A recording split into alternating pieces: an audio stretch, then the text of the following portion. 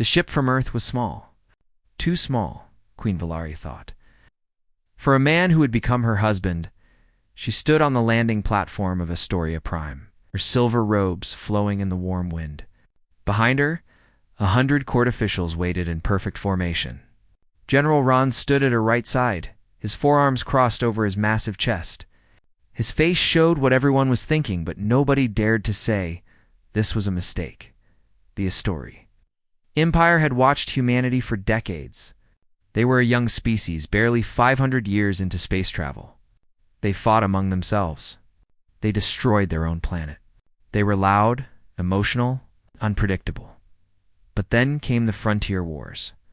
When the Kethran Dominion attacked the human colonies, everyone expected a quick victory. The Kethran were ancient warriors. They had conquered 60 star systems. They had weapons that could crack moons. The humans won, not easily, not cleanly, but they won. They fought with a fury that shocked the galaxy. They refused to surrender, even when surrender was the logical choice. They pulled victory from situations that should have been impossible. The Astoria Empire needed allies against the Kethran threat. Humanity had proven their worth. And so, Valari had agreed to a symbolic marriage, a bond between their species. Earth's council had sent her profiles of their finest admirals, brilliant politicians, decorated war heroes, men and women of power and influence. Valari had rejected them all. She wanted someone real, someone authentic, not another politician wearing a mask. Her advisors thought she was being foolish. Perhaps she was. Her sister by choice, a human diplomat named Lee Nari, had quietly suggested a name. Her brother. A farmer on Colony 7. A simple man who wanted nothing from anyone. Valari had agreed without knowing why. Now, watching the small ship's door open, she wondered if she had lost her mind.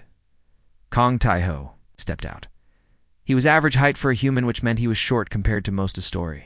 His hair was black, streaked with early gray. His clothes were simple. Brown pants, a worn jacket, work boots that had seen years of use. He carried a small bag over one shoulder. That was all. No servants. No guards, no gifts or displays of wealth. Just a man with a bag. The court officials shifted uncomfortably. Someone laughed behind their hand. General Ron made a sound of disgust. Tai-ho walked toward Valari. His eyes scanned the crowd briefly, a quick movement there, and gone, then focused on her. He stopped 3 steps away and bowed. Not a small bow, but a deep one. The kind a servant would give. Your Majesty, he said. His voice was quiet. Thank you for having me. Valari did not know what to say. She had prepared speeches for admirals and generals. She had no words for a farmer who bowed too deeply and spoke too softly. Welcome to Astoria Prime, she managed. I hope your journey was comfortable. It was long, he said simply. But I am here now. He looked at the palace behind her, a structure of glass and light that touched the clouds, and his expression did not change. Most visitors stared in wonder at its beauty. Tai-ho looked at it the way a man looks at a hill he must climb. General Ron stepped forward. He towered over the human by nearly 2 feet. So this is the husband of our queen, he said, not hiding his contempt. A farmer. Does Earth truly value our alliance so little? Tai-ho looked up at the general. He did not step back or show fear. I grow food, he said calmly. People need to eat. It is honest work, Ron snorted. A queen needs a warrior by her side. Not a man who plays in dirt. Earth grows everything, Tai-ho replied. Even warriors. For a moment, something flickered in his eyes. Then it was gone, and he was just a tired farmer again. The wedding ceremony happened 3 days later. It was grand and beautiful, as royal weddings must be. Thousands watched. The galaxy witnessed. Valari stood in ancient ceremonial armor, shining like a star. Tai-ho wore the same brown jacket. He had refused the royal clothes they offered him. He had refused the jewels, the titles, the servants assigned to him. He asked only for a small room near the gardens and permission to grow vegetables. The court called him strange. Then they called him boring. Then they stopped talking about him at all. Lara barely saw him. He woke before sunrise every day. He worked in the gardens until his hands were covered in soil. He cooked his own meals in the servants' kitchens, simple dishes that filled the hallways with unfamiliar smells. He read old books in languages nobody recognized. He went to sleep early. He asked nothing of her. He demanded nothing from the palace. He existed like a ghost, quiet and invisible. 1 month into their marriage, Valerie decided to visit him.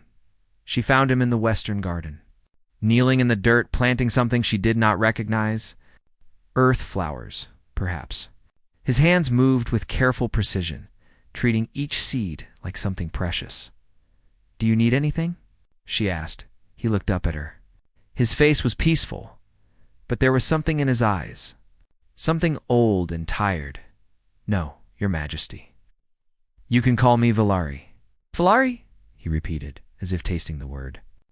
"I need nothing. Thank you." She watched him work for a while. His movements were efficient, practiced, but there was something else too. The way he positioned himself, always facing the open space. The way his eyes moved to every sound. The way his hands, though gentle with the seeds, seemed ready for something else entirely. "You are a soldier," she said. It was not a question. He paused, did not look at her. Once he said, "A long time ago, why did you stop?" He was silent for a long moment. When he spoke, his voice was very quiet. "Because I wanted to grow things instead of destroying them." He returned to his planting. The conversation was over. That night, Valerie could not sleep. She kept thinking about his hands, calloused and scarred, but gentle with the seeds. She thought about his eyes, the way they moved, always watching, always alert. She thought about his words. "I wanted to grow things instead of destroying them." What had he destroyed? She accessed his files. Most were restricted security levels she had never seen before. Earth had locked his past behind walls even a queen could not break. But she found fragments. A mission code, Operation Black Dawn. A location, Kepler Station.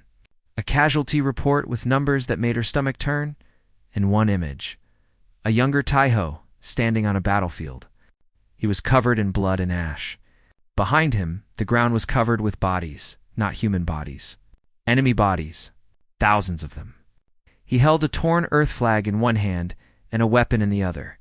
His eyes in that image were not the eyes of a farmer. They were the eyes of something else. Entirely, Valerie closed the file. Her hands were shaking. Who had she married? 3 months passed, and Kong Taiho remained a mystery. Valerie watched him when she could. She told herself it was curiosity, nothing more. She was a queen with an empire to rule. She had wars to prevent and treaties to sign. She did not have time to wonder about a quiet farmer who planted flowers in her garden, but she wondered.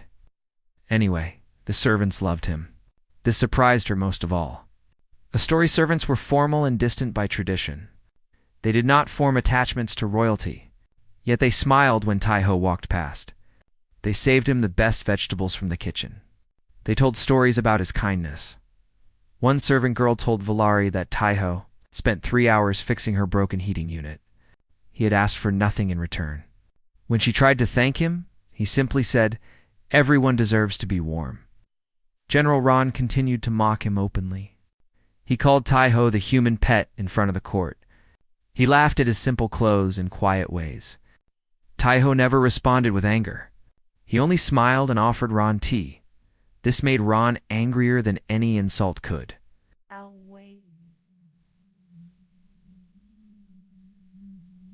"He is weak," Ron told Valerie one evening.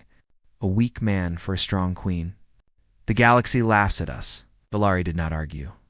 She was not sure Ron was wrong. Then came the dinner with Ambassador Varax. Varax represented the Kelthian Federation, a neutral power with influence over several important trade routes. He was also known for his cruelty. He enjoyed humiliating weaker species. He saw humans as barely better than animals. The dinner was meant to strengthen relations. It did not go as planned. Vorax spent the first hour making comments about humanity. He called them clever insects and amusing primitives. He asked Valerie how she could stand the smell of her human husband. Each insult was wrapped in polite words, but everyone understood the meaning. Taiho said nothing. He ate quietly. He did not react. Vorax grew bolder. Tell me, human, he said, leaning forward. What does it feel like to know your entire species is a footnote in galactic history? You have existed for such a short time. You will be forgotten so quickly. The table went silent. Even Valari felt her anger rising. She opened her mouth to respond. Taiho spoke first. He did not raise his voice. He did not show anger. He simply looked at Vorax and spoke in perfect Kelthian, the ambassador's native language. There is an old saying among my people, Taiho said. A wolf should not bare its teeth before it knows who holds the blade. Vorax froze. Taiho continued, still calm. The Kelthian Federation has existed for 12,000 years. In that time, you have conquered nothing, built nothing of note. Your trade routes exist because stronger powers allow them to exist. My species has been in space for 500 years. We have already defeated the Kethron in open war. He paused, took a sip of water. You call us insects? But insects, ambassador, build colonies that last millions of years. What will remain of Kelthia in 1,000,000 years? Vorax's face went pale. His hands trembled. Without another word, he stood and left the dining hall. His delegation followed. Valari stared at her. Husband Taiho returned to his meal as if nothing had happened. You speak Kelthian. She said, I speak many languages, he replied. Simply. Where did you learn? He chewed slowly, swallowed, here and there. She wanted to ask more. She wanted to demand answers. But something in his eyes stopped her. A warning, perhaps. Or a plea. She let it go. But she did not forget. 2 weeks later, Valari woke at 3 in the morning. She could not say why.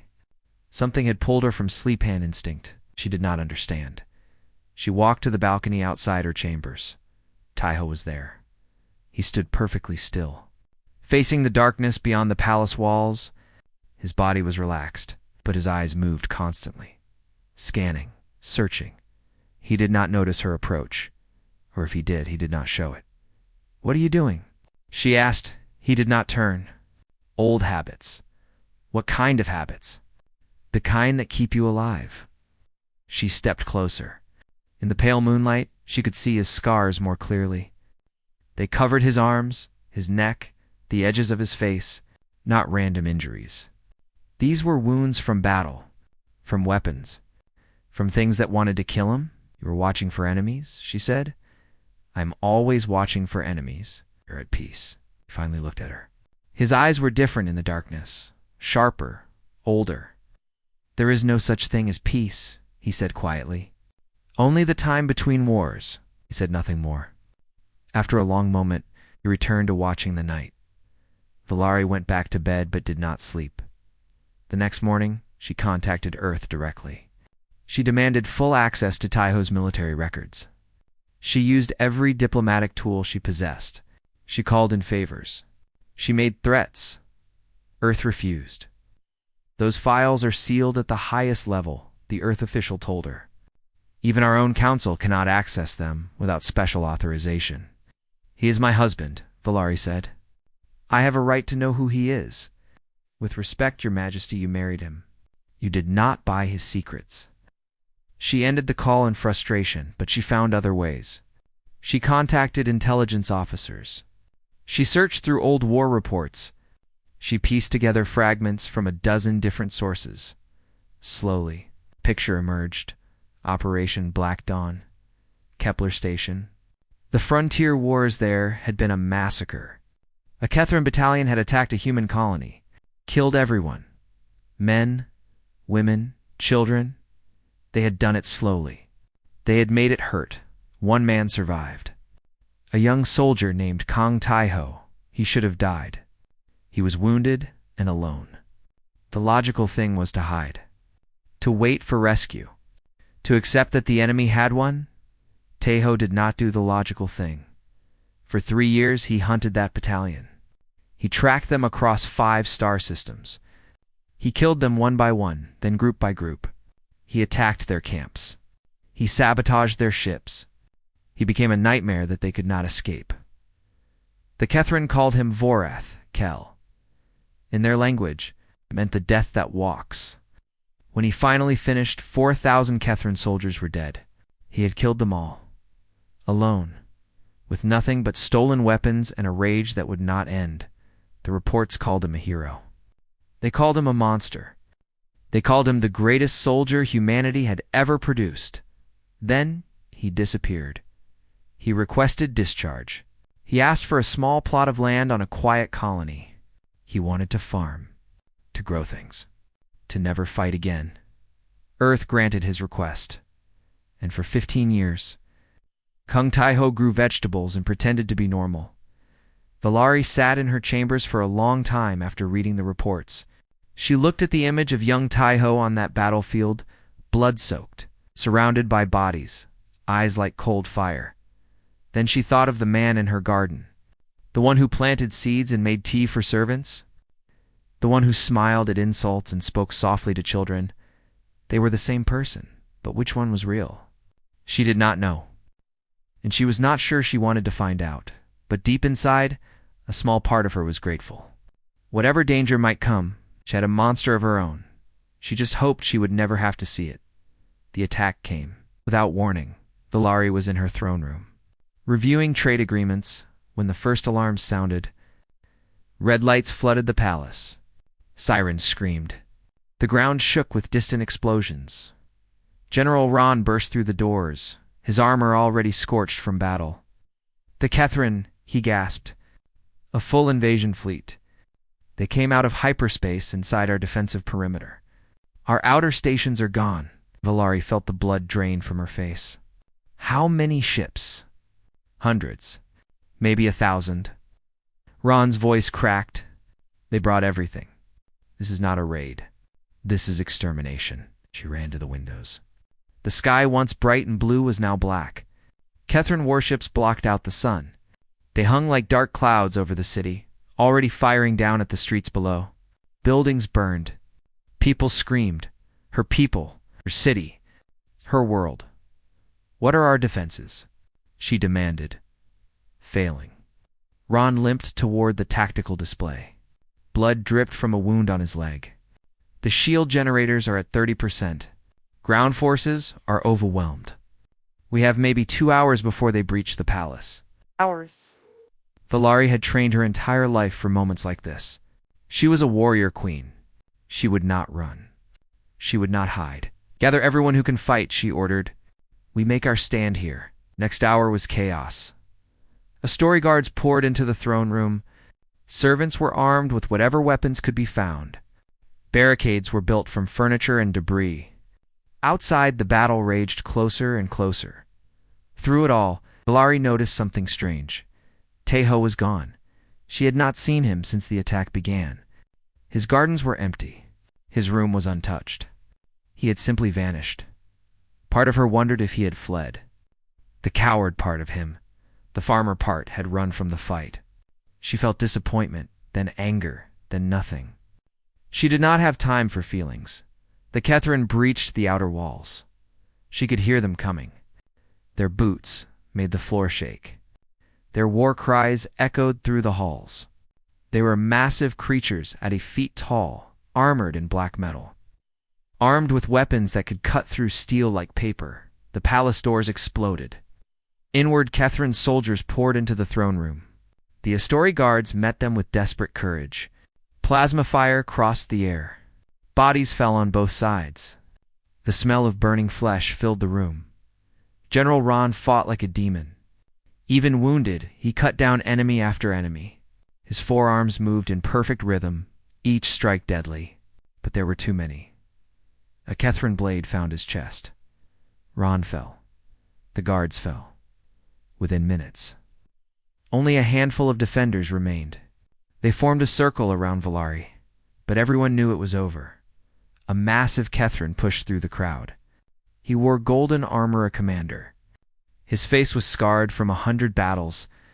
He smiled at Valari with cruel satisfaction. "The Queen of Astoria," he growled. "Emperor Draxus sends his regards." He wants you alive. He has special plans for the species that allied with humans. Valari raised her blade. Come and take me, the commander laughed. Brave words. Foolish, but brave. He stepped forward, then stopped. A figure appeared at the broken doorway. Kong Tai-ho walked into the throne room. He had changed. His simple farmer's clothes were gone. He wore black tactical armor, old and scarred, but functional. His face was calm, but his eyes were different. Cold, empty. The eyes of a man who had stopped being human. He carried a plasma rifle in his hands and moved with the easy grace of someone who had done this 1,000 times before. The Catherine commander turned to look at him, then laughed. A human. You send one human to save you? He gestured to his soldiers. Kill him.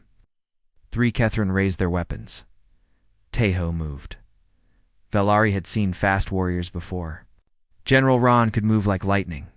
She herself was trained from childhood in combat. She had never seen anything like this. Tai-ho did not run. He did not dodge. He simply was not where the shots went. He flowed through the gunfire like water through rocks. His rifle fired 3 times. 3 Catherine fell. Each shot perfectly placed in the gap between their helmets and armor. The other soldiers turned toward him. He dropped the rifle and drew 2 blades from his back. They were old earth, weapons curved, simple. Deadly. He moved into the crowd of enemies, and he began to kill. It was not fighting. Fighting suggested effort, struggle, uncertainty. This was something else. This was harvesting. Each movement ended a life. Each step brought him closer to another target. He used the bodies of the fallen as shields. He used their own weapons against them. He turned the Catherine's size and strength into weaknesses. Blood sprayed across the throne room floor.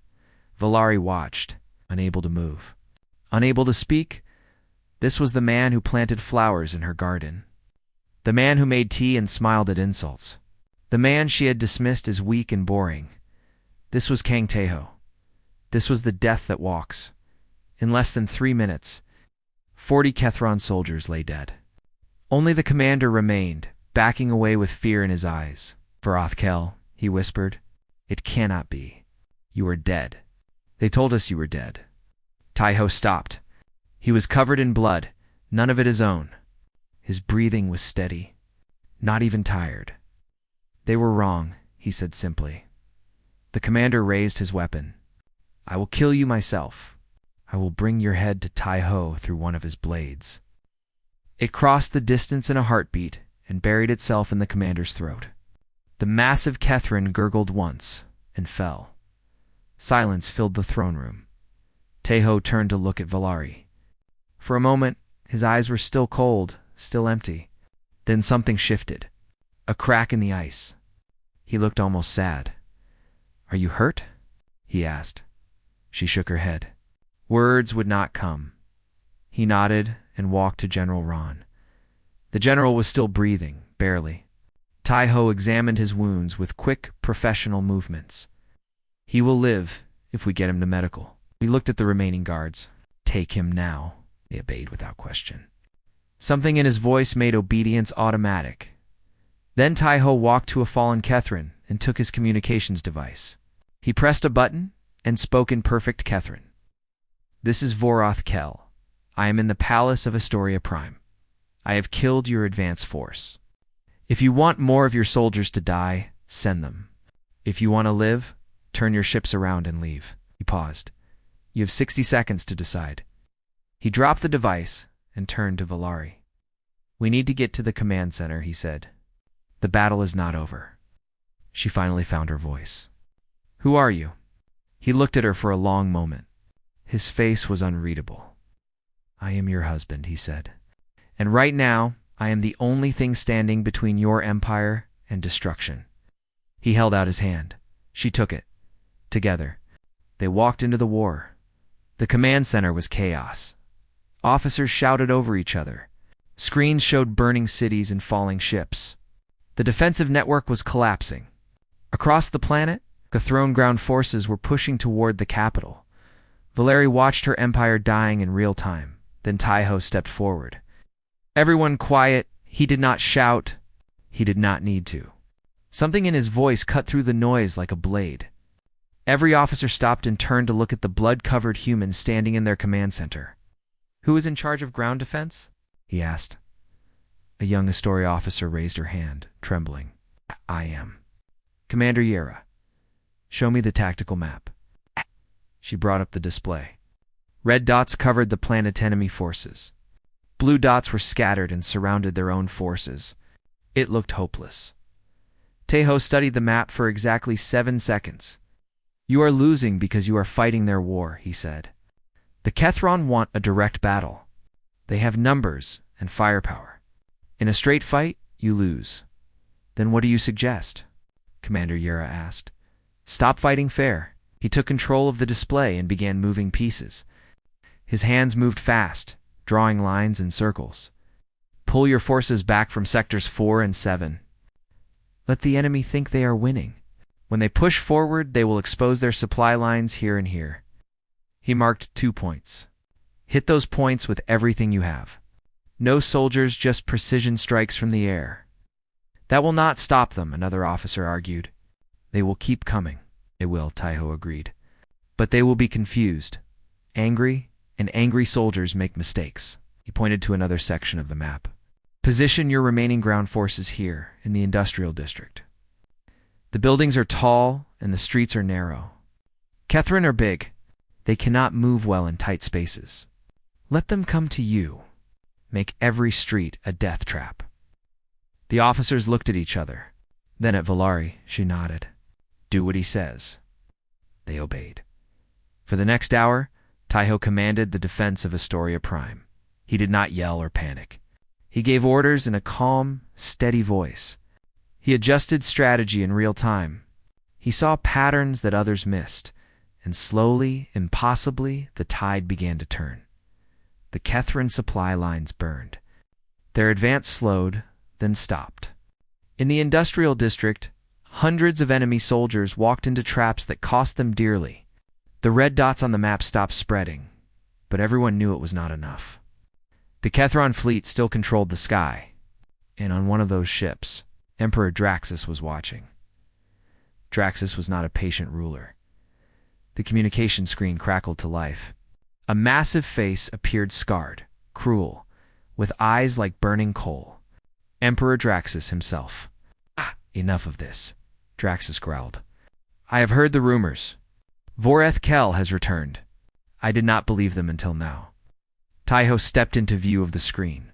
"Believe them. He killed my grandfather's battalion. You are the reason my family has sworn eternal hatred against humanity. I have waited my whole life to meet you, and now you have." Draxus smiled. It was not a pleasant smile. "Your tricks have bought your queen a few hours, but I am coming down personally. I will find you. I will kill you slowly, and I will make her watch." The screen went dark. Commander Yera looked at Taiho with fear. "Emperor Draxus is the greatest warrior the Kethron have ever produced. He is enhanced with technology that makes him nearly immortal. He has killed hundreds in single combat." Taiho said nothing. He simply walked toward the door. "Where are you going?" Valeri called. He stopped, looked back at her to meet him. She grabbed his arm. "This is suicide. Let me send soldiers with you. Let me call for reinforcements. There is no time for reinforcements, and soldiers will only die." He looked at her hand on his arm, then at her face. "I've done this before. This is different. This is not some battalion. This is an emperor with an army. The size of the enemy does not matter. Only the size of your will." He gently removed her hand. "Stay here. Keep the defense running. I will end this." He walked out before she could argue. Valari watched him go. Then she turned back to the tactical display and tried to focus on the battle.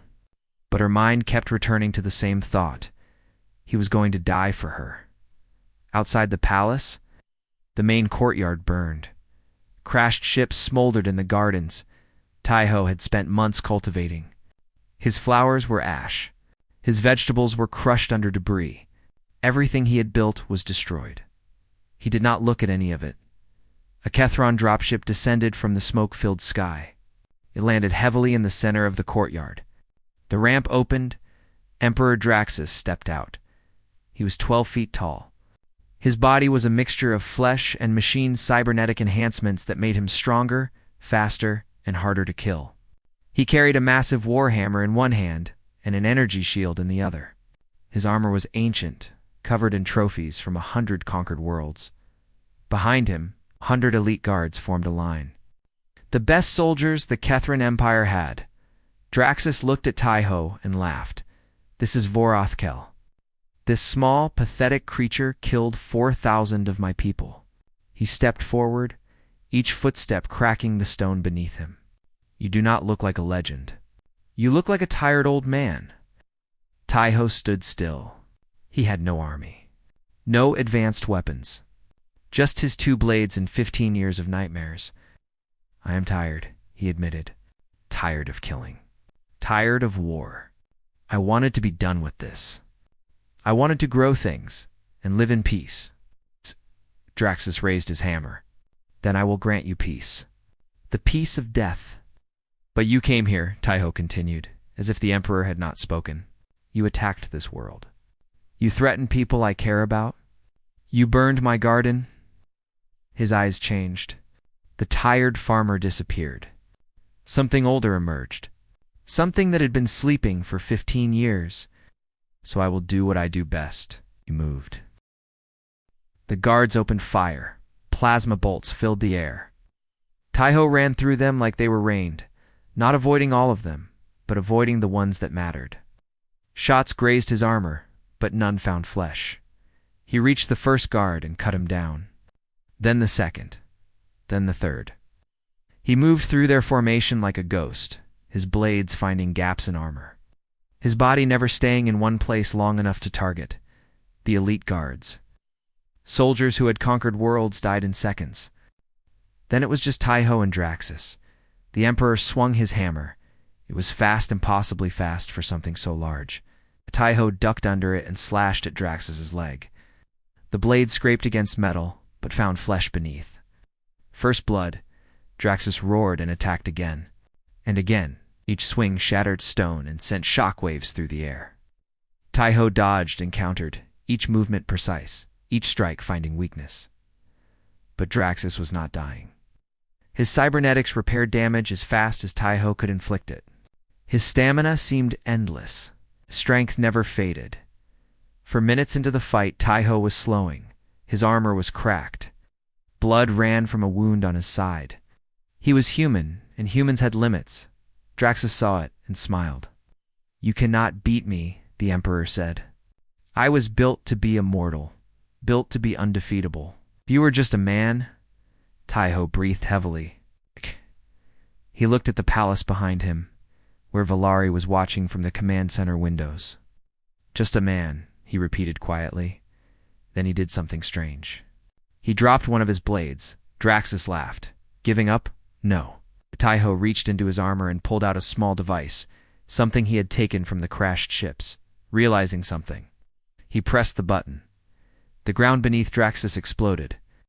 Taiho had spent the last hour not just commanding the defense, he had been studying the battlefield, learning the position of every crashed ship, every fuel cell, every explosive that had not yet detonated. He had led Draxus to stand on top of a buried reactor core. The explosion consumed the Emperor. Fire and metal and fury. When the smoke cleared, Draxus lay in a crater. His armor melted, cybernetics destroyed, his flesh burning, still alive. Barely, Taiho walked to the edge of the crater. He looked down at the broken Emperor. You built yourself to be immortal, he said, but you forgot something. He raised his remaining blade. Everything dies. The blade fell. Emperor Draxus, ruler of the Kethron Dominion. Conqueror of 60 star systems, died in a burned garden on a world he had tried to destroy. Taiho dropped the blade. He staggered. His wounds were serious. His body was failing. But he turned toward the palace and saw Valari running toward him. You fool, she was shouting. You absolute fool. He tried to smile. He was not sure if he succeeded. Then everything went dark. Taeho woke to the sound of rain. He opened his eyes slowly. The ceiling above him was familiar, the medical wing of the palace. White walls, soft light, the quiet hum of healing machines attached to his body. He was alive. That surprised him more than anything. He turned his head and saw Valari sitting beside his bed. She was reading something on a tablet, her silver robes replaced by simple clothes. She looked tired. Beautiful, but tired. She noticed his movement and looked up. "You have been asleep for 8 days," she said. Her voice was calm, but her eyes were not. "The doctors said you should have died. Your injuries were severe. Several organs failed. You lost more blood than a human body should contain." "I heal fast," he said. His voice was rough from disuse. "You are not invincible. I never claimed to be."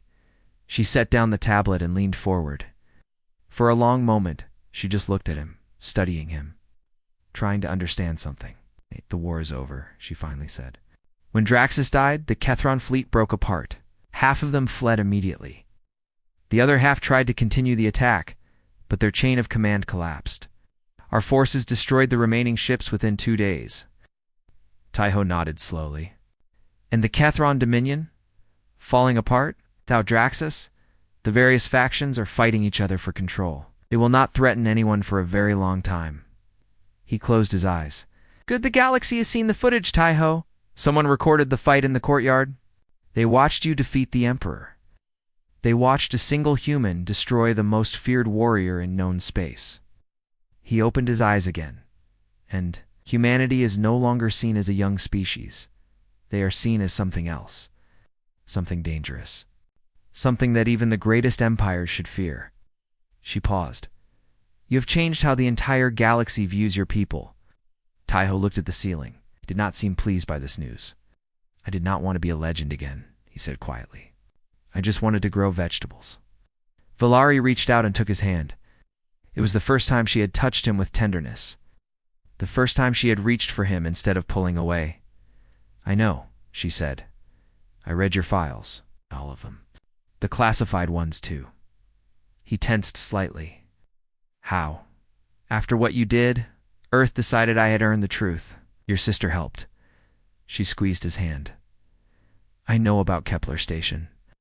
I know what happened to your colony. I know what you did afterward." He looked away. "Then you know what I am. I know what you were. I know what you were forced to become." She moved closer. "I also know that for 15 years you chose to be something else. You chose peace. You chose to build instead of destroy. That was not weakness, Taeho. That was strength." He was quiet for a long time. "I still see them," he finally said. "The people from Kepler, the colonists who died, the children." His voice cracked slightly. "I could not save them, could only avenge them. And the revenge did not make the pain stop. It just gave me something to focus on. Is that why you wanted to disappear? To forget? I wanted to be someone else, someone who had never held a weapon, someone who had never killed." His hands scarred, calloused, still wrapped in bandages from the battle. "But I cannot escape what I am. Your people were dying, I did not think. I just became the monster again." Valeri brought his hand to her face. She held it against her cheek. "You are not a monster," she said firmly. "Monsters do not grow flowers. Monsters do not make tea for servants. Monsters do not cry over the lives they could not save." His eyes met hers. There were tears, their actual tears from a man who had seemed incapable of emotion. "Then what am I?" he asked. Same question he had asked himself for 15 years. She smiled. It was soft and sad and full of something he had never expected to see directed at him. "You are my husband," she said. "You are a farmer who knows how to fight. You are a killer who chose to grow things. You are contradictions that somehow make sense together."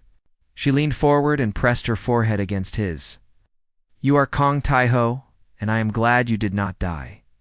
For the first time in years, he let himself cry. 3 weeks later, Taeho stood in the palace garden. The battle had destroyed everything he had planted. The soil was scorched, the flowers were ash.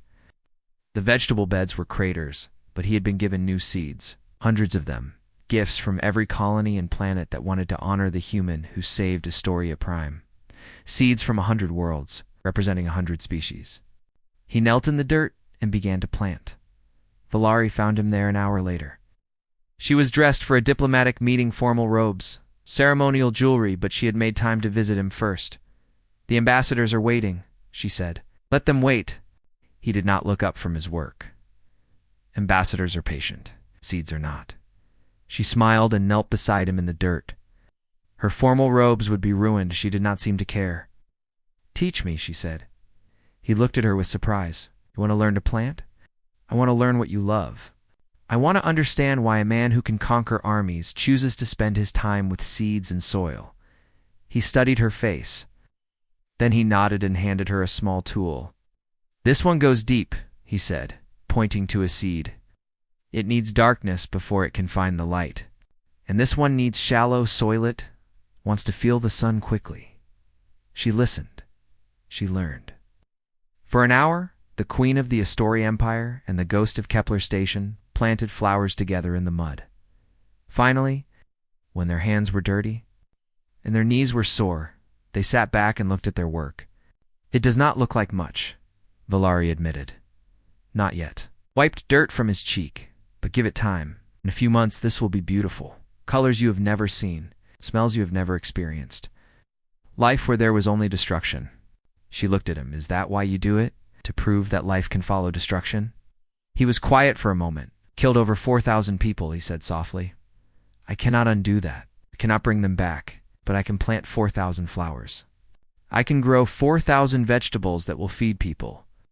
I can balance the scales, just a little." She took his dirty hand in hers. "You carry too much guilt." "Perhaps. But it reminds me to be better." They sat in comfortable silence as the sun moved across the sky. "I have a meeting," Valari finally said. "I trade alliance with the outer systems, then go. I will be here." She stood, but did not leave immediately. She looked down at him, this strange, quiet man who had turned out to be the most dangerous creature in the galaxy. "I am glad you are my husband," she said. "Not because you saved my empire, but because you taught me that strength does not have to be loud, that power does not have to be cruel." He looked up at her and smiled. A real smile without shadows.